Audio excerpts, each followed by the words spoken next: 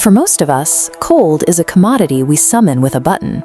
We reach into a freezer, grab a handful of ice, and never consider where it actually came from. But in the 1880s, the physics of a cold drink were entirely different. If you were sitting in the sweltering humidity of New Orleans or the Caribbean, you were thousands of miles away from anything naturally frozen. Obtaining ice meant relying on a massive labor force that specialized in harvesting cold from the surface of northern lakes and shipping it to the tropics.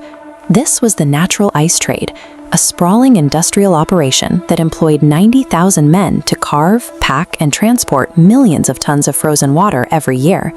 In this era, ice was a high-value export, a heavy, melting cargo that was pulled from the water of the north and sold as a necessity to the rest of the world. For 19th century families in New England and the Midwest, the arrival of the dead of winter was a financial crisis. Farming stopped, and for most households, cash income disappeared completely. Men brought horse-drawn plows onto the lakes to score the frozen surface, cutting deep, precise grids into the ice that would eventually become individual blocks. Laborers then used massive handsaws to separate these blocks from the lake. It was grueling, dangerous work that required men to stand on slick surfaces while wrestling hundreds of pounds of frozen weight. To keep the harvest from melting before the summer, they relied on a simple engineering solution. As seen here, they stacked the blocks inside insulated wooden ice houses and packed them in thick layers of sawdust to block the outside heat. This labor paid between $1 and $2 a day. For a struggling farmer, the physical act of harvesting cold often generated more income than his entire year of planting and harvesting crops. This seasonal industry meant that the coldest, most barren months of the year provided the most reliable cash flow for tens of thousands of working-class families.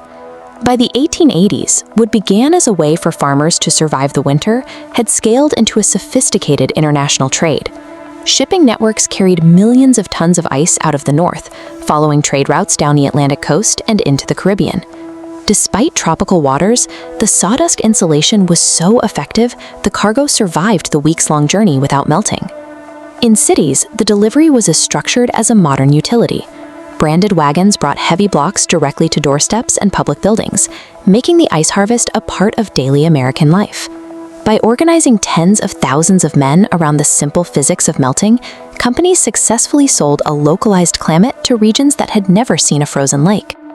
The end of this labor-intensive economy arrived in the early 1900s with the invention of the mechanical condenser.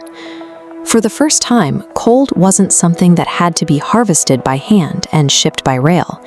It was something a machine could manufacture on site. Within a single generation, the multi-million-ton natural ice industry was gone. The transition from manual harvesting to automated coaling was nearly instantaneous. The bustling lakes went silent, and the massive insulated ice houses were abandoned to rot. The landscape was wiped clean of the industry that had sustained it for a century.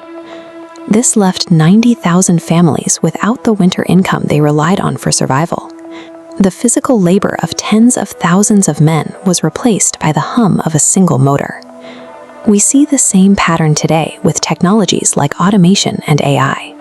We are watching the same shift, the move from a world where we pay for human effort to a world where we pay for a machine's output. The forgotten ice trade is a reminder that no matter how massive an industry appears or how many people it employs, a shift in how we generate a commodity can melt that economy away overnight.